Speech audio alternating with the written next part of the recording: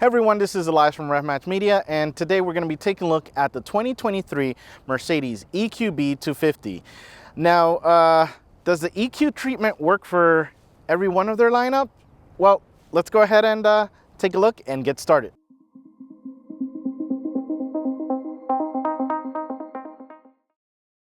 We get started in the front, and I hate to say this, but this front end looks better on camera than it does in real life. Yeah, so I usually have my phone that I trigger my camera to turn on, and I'm just looking at it and I'm realizing, man, this front end looks really, really nice. And then I look at the Mercedes itself and something about it. So it photographs well, but in person, I don't know. It's got the EV treatment, which from the other B that I've driven, it just looked meaner, looked better, I think. And this kind of looks a little too smooth. I get it. I know it has to be like that for aerodynamic purposes, for efficiency, that kind of stuff. As a Ford Lightning drives by, which again, all those grills have to be aerodynamically efficient in order to make the most out of the EV, and again, minimal cooling if any is really needed on some of these. But yeah, we have the black color. It's really nice. It's so easy to get dirty though. Yeah, so you're gonna be needing to wash it. We basically have to wash this, and it's already dirty, so not fun, but it looks so nice. But as far as like what we have this nice LED kind of eyebrow that goes all the way around. We have the LED headlights. We have this super nice like blue, anodized blue little accent inside of here, which looks really, really nice. The housing on the lights themselves are black, which I really, really love as well. We get to the front grille, and yeah, we have a massive Mercedes logo here, and yeah, like I said, we have it kind of closed off. Kind of the bad thing with this is you get a lot of bugs. Yeah, when we have a flat surface, you're bound to get a lot more bugs than if we had a grill that, yeah, maybe some bugs will kind of slip by or whatever the case is. But yeah, it gets super dirty really quickly. We do have closed openings here, and yeah, nice little chrome accent at the bottom. But overall though, yeah, I'd say I'd probably be looking at this on camera in pictures rather than in real life. Yeah, it just doesn't do anything for me unless I'm looking at it through the camera. So let's go ahead and see what we have under this hood. We get under the hood and we have the front mounted electric system, and it is cranking out 188 horsepower and 284 pound-feet of torque. And it is connected to the single speed automatic transmission and then to the front wheels. A couple of things with this. So we do have a battery capacity of 70.5 kilowatt hour system. It doesn't feel super fast, which is nice. We have good drivability as far as, you know, we're not shooting out like a bat out of hell. But then we have the so this has the regenerative braking. Yes, always hard to say. But the problem with that is it's tuned really bad in the sense of in stop and go traffic, when you let off the gas, so to speak, a little bit, it should start to gently brake, but it does, and then it doesn't, but then it does. So the programming is extremely unpredictable, and I've tried the different settings on the paddles. I've tried seeing, because you can also program it so that it avoids, you know, based on if there's a vehicle in front of you. That doesn't work. Turned it off, turned it on. We're still just getting all these different reactions to things. It's so weird. On the highway though, a blast. This thing is so smooth at delivering power. It's gonna deliver power. It's kind of a top end power delivery as well, or at least it feels that way. I'm sure with the torque band it's typically low to mid, but this felt mid to high, which was great. Like I said, for highway driving, it's gonna feel a lot slower than what you're actually going. So just be aware and keep an eye on those miles per hour, your speedometer, because it's gonna get up there. But other than that though, one thing I do like is how exposed this is.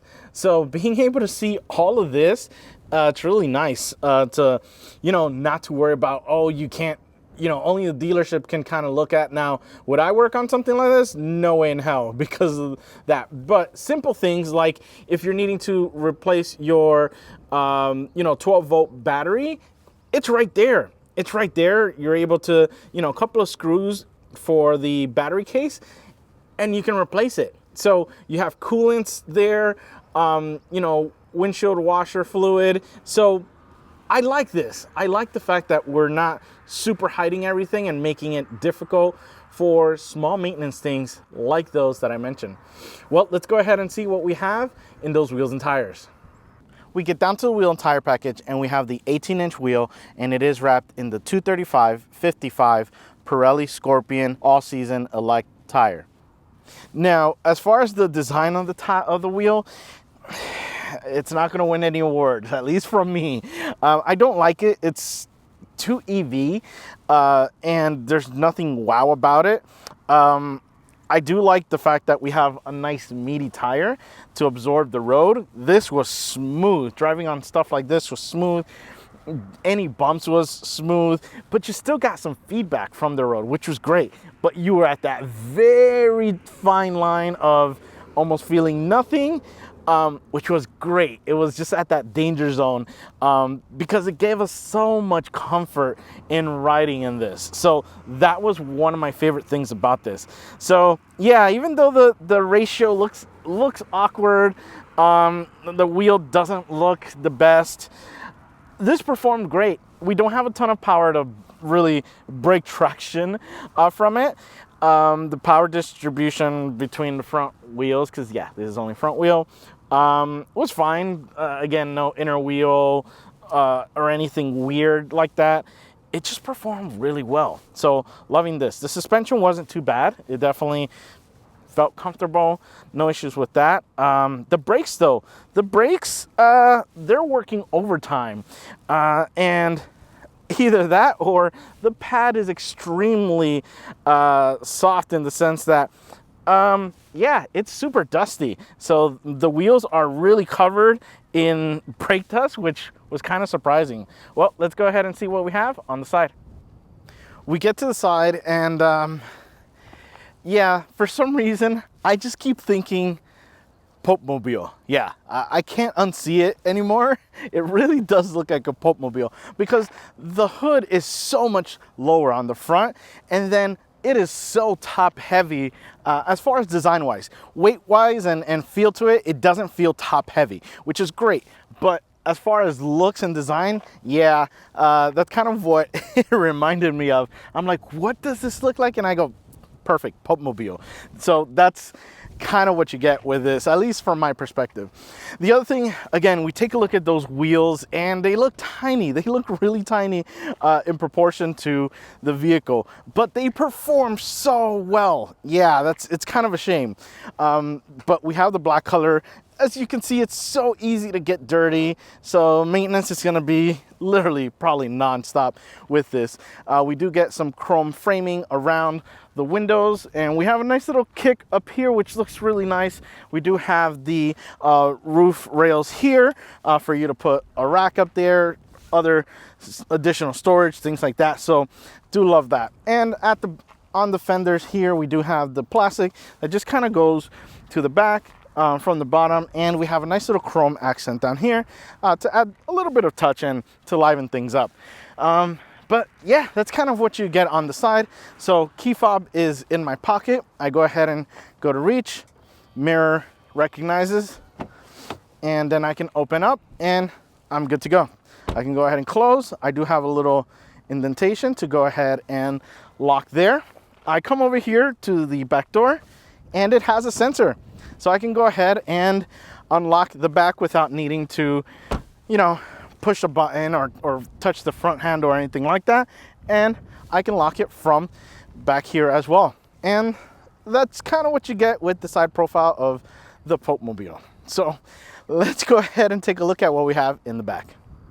We get to the back and we can see it's very top heavy again design with the back here. So we do have a nice big window.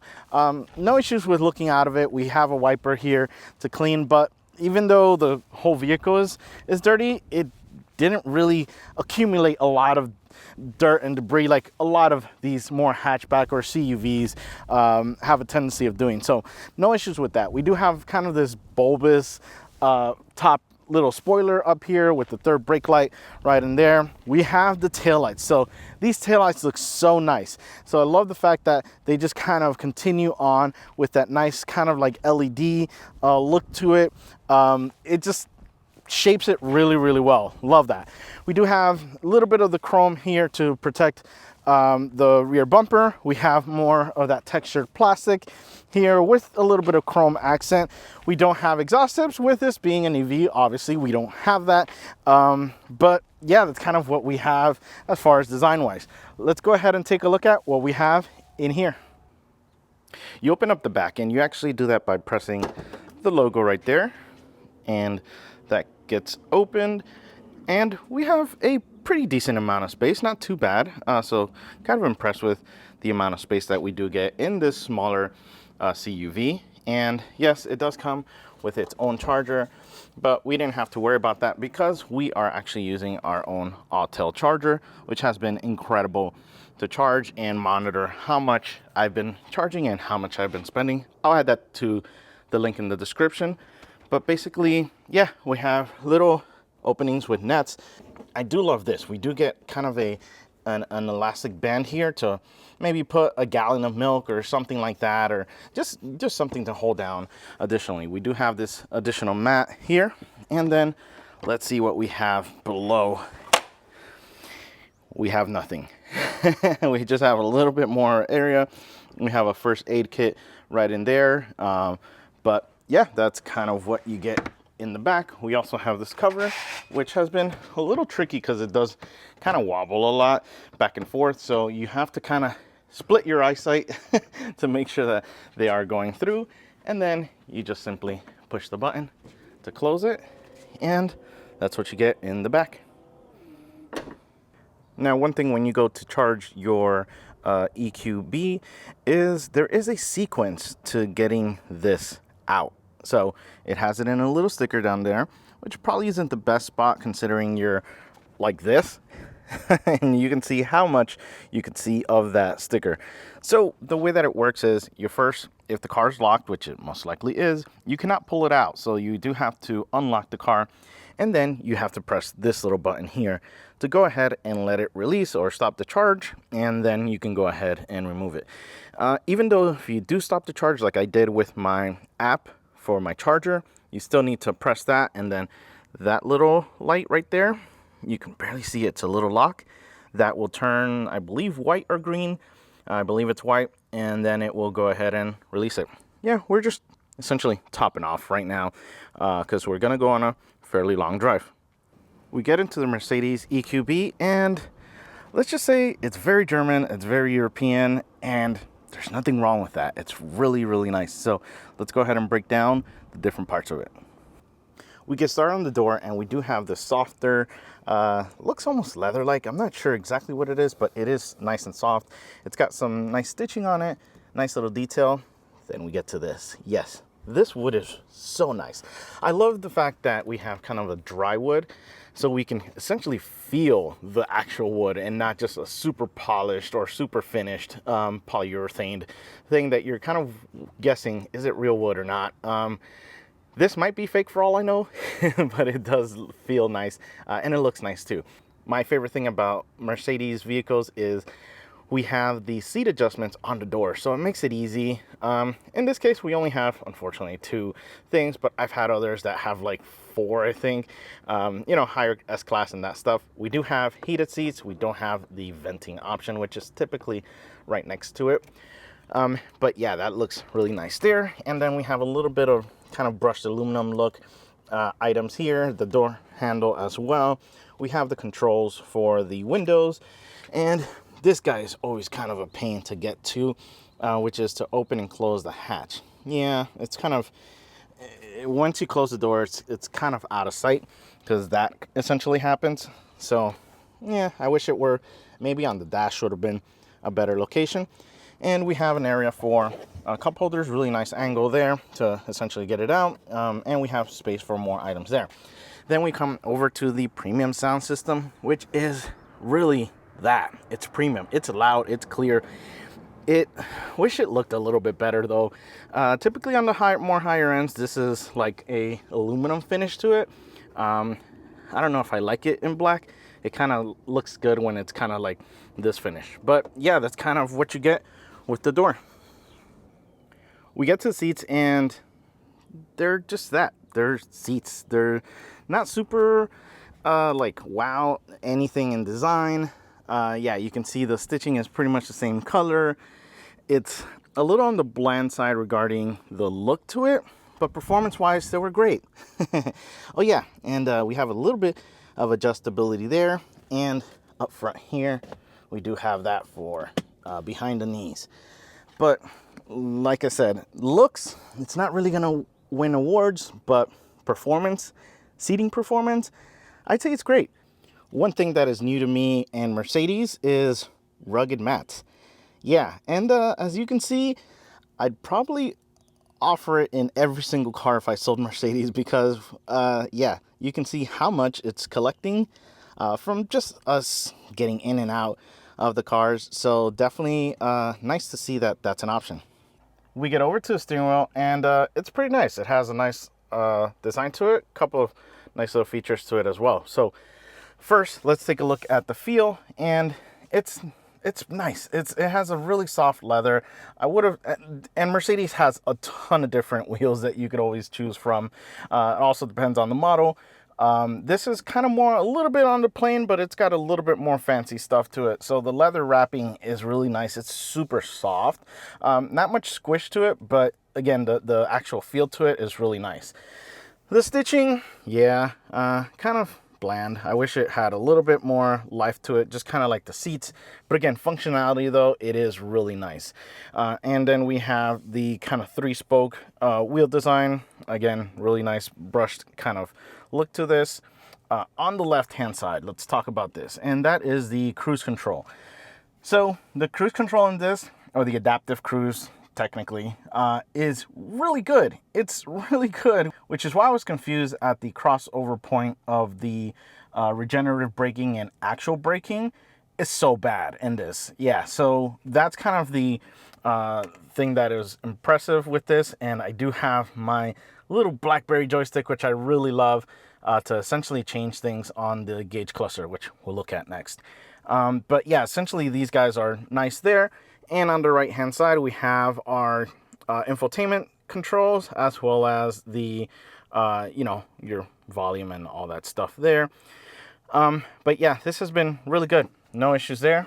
We do have the paddle shifters here, which is really more for changing the, essentially the regenerative amount, which, like I said, has been extremely hit or miss. Yeah, it's been completely off. So a little confused about that.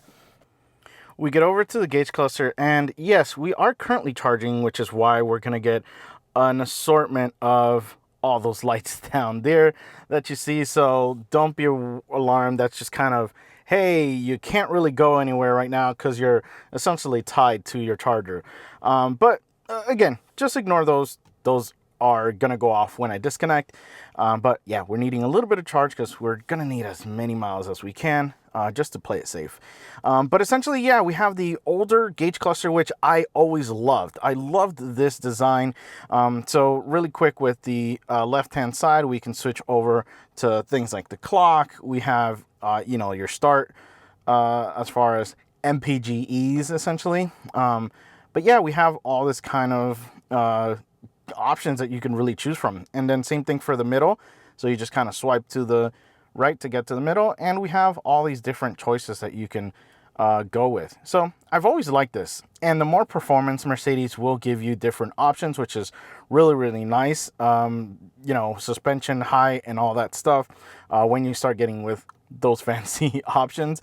But you also have just different layouts that you could choose from. Like I'll go back to, I have it in sport because I like the way that it looks. I'll go over to classic, and it changes the design to the more blue color, which it's okay, but I prefer that that yellow look to it because it definitely stands out, the sport. But we'll go to progressive, and that just kind of does that. But yeah, essentially the gauge cluster is really nice. You can choose the different options, different looks to it. But my favorite is definitely sport because, I don't know, it just looks good. I like the red and the yellow, really stands out, especially if you're wanting to know where things are regarding the needles. But yeah, that's pretty much it. No issues or complaints from that. We get over to the infotainment screen, and I have a love-hate relationship with this thing because the user interface on this is way better, I think, than the new one. The new one has a lot of things in weird menus, just really kind of complicated system. But this doesn't have wireless Apple CarPlay. It doesn't have wide Apple CarPlay. So yeah, we have a lot of dead space here on the screen. And this is still the screen because you can see I still have a button there. So yeah, it's kind of those that you win some, you lose some. So yeah, this system just made more sense to me, and I kind of love this more than the previous, actually more than the current systems that are now just kind of that big long vertical screen. So I do love this. Like I said, unfortunately, we don't have wireless Apple CarPlay, so we are needing to plug in for this. So that's just kind of a shame. As far as like EQ stuff, yeah, you have your typical find a station, just kind of your energy flow, you know, how much is going in. So you can see right now we are essentially charging the EQB. But yeah, I mean, it's just that. Oh, you can see if I brake, you can see that metric or accelerate. So yeah, it's, like I said, it's nice. Oh yeah, and just the consumption kind of thing to that. It'll tell you, hey, your driving is what's causing it, or your heating and your cooling and that kind of stuff. But yeah, that's kind of what you get with the infotainment screen. But this is kind of what I see, and it's not too bad. So out of the way, but still reachable. We come over to the AC vents, and they have a super nice design. I love the way that these look. They have such an industrial look to them. You can just twist them to close them, or twist it that way to open them up.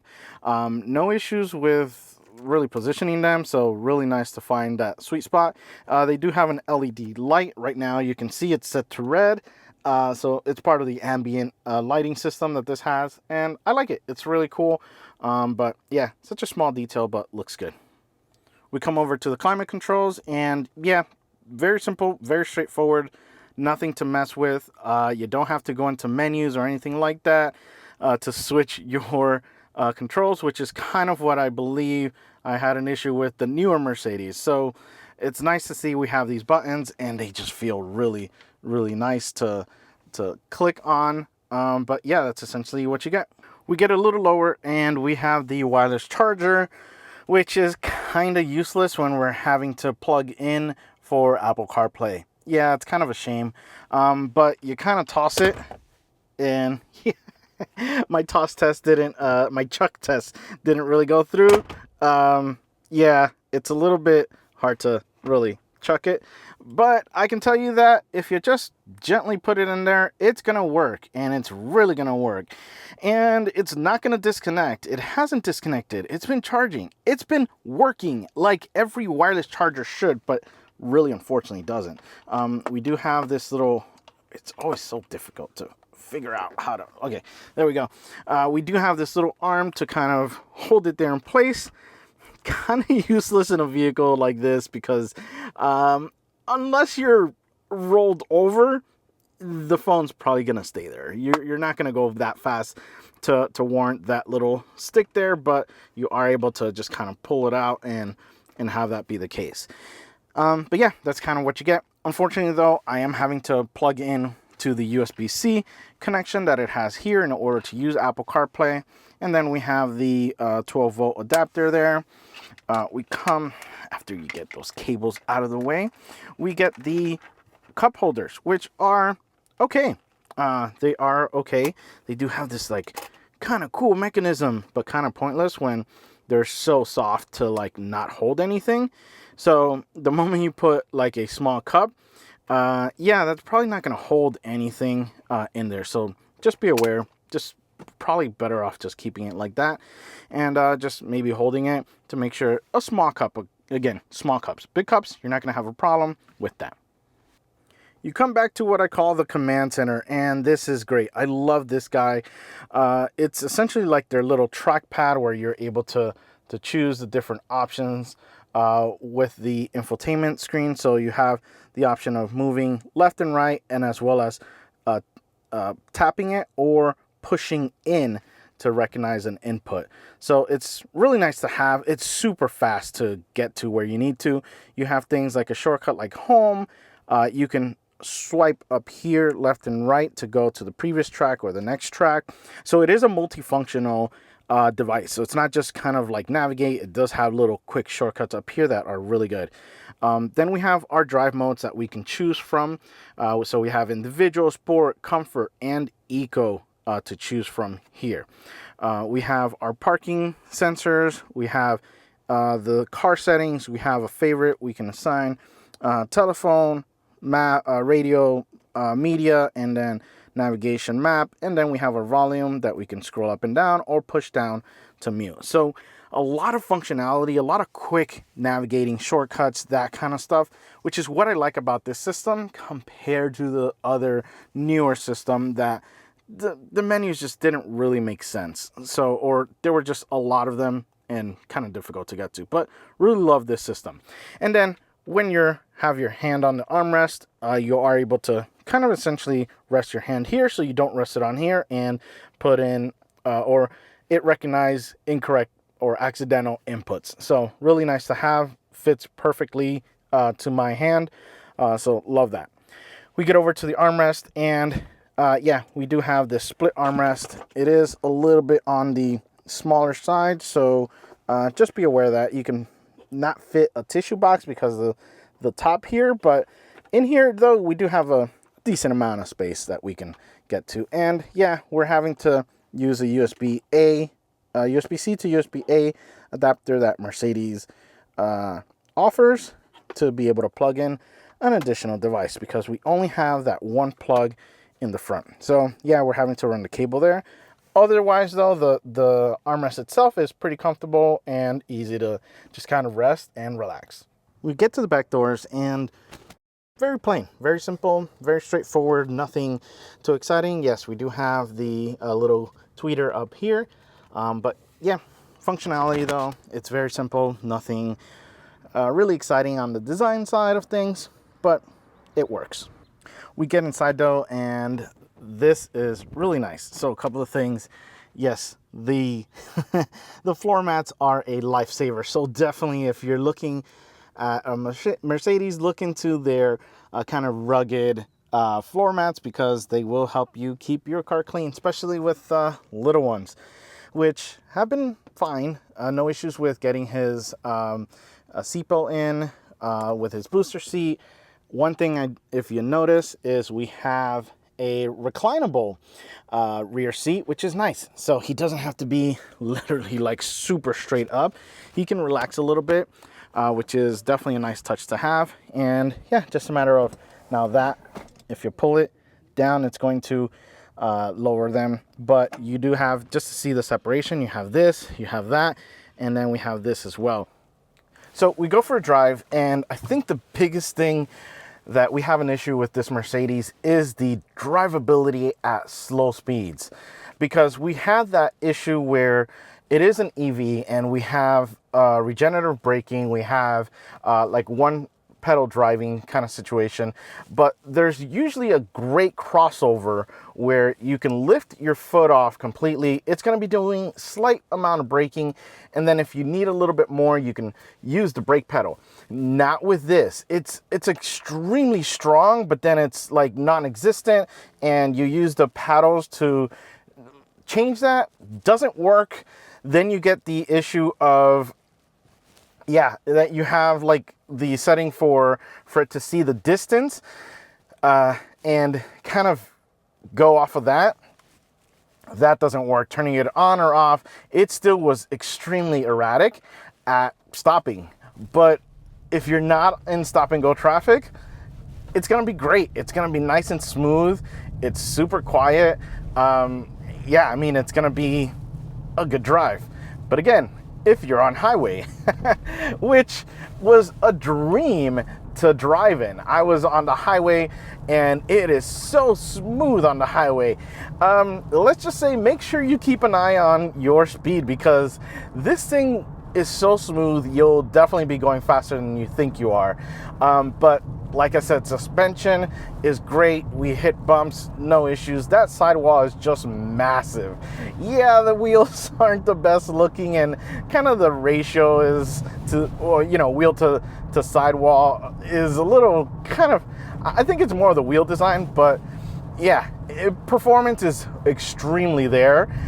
Looks may not be quite there, but it's definitely a smooth ride, so no issues there. And we are in comfort mode with this. The other thing is the steering feedback has been great, no issues with that. Yeah, but the pedal, again, it is just so, like, I'll take my foot off there and it is doing 50% braking for no reason. It's just so weird. It shouldn't be doing that much. And again, if I move it from the D- to the regular D to D+ with the paddle, and or D auto, it's just weird, because there now I let off and it's not doing anything. Yeah, it's super erratic. So that's kind of one of the things I wish were programmed significantly better, but unfortunately it's not. And the crazy thing is that when I was driving it on the highway, the cruise control was so good. The adaptive cruise control, it was super smooth in slowing down when it needed to and speeding up when it needed to. So that's why I'm super confused as to why it can't dial it in for just regular traffic. And you can't put or at least I was encountering issues, so I don't know if it's just a feature or I was having an issue with it, but you can't have a cruise control under a certain amount of speed. I believe it was 35, where it was kind of acting up on me. So not sure. So if you guys have one of these, let me know in the comments if that is the case with yours. But yeah, like I said, driving this thing slow in stop and go traffic was very difficult. Now let's go ahead and hit some turns and see how fun this little guy can be. Okay, so we'll go ahead and in the dynamic modes, we'll go ahead and switch it over to sport. And that's the other thing. I didn't really feel any more or less throttle response with the change in mode, so that was the little confusing thing. One thing, when we get on the brakes, it's fine. I mean, you can really get on them, especially with the regenerative braking that it has, you know, from the electric motor. It's really nice. And like I said, you can really get it through on the corners. Yeah, we have some bumpy stuff there, but the suspension eats it up. The surprising thing is this didn't feel like a front wheel drive engine. Yeah, but front wheel drive drivetrain. It actually felt very rear wheel drive. So the back does kick out significantly, which is kind of nice if you kind of want to get it going. But yeah, I'm just super impressed with the performance of this. Well, guys, I hope you've enjoyed my review of the 2023 Mercedes EQB250. And remember, find the right gear. See ya.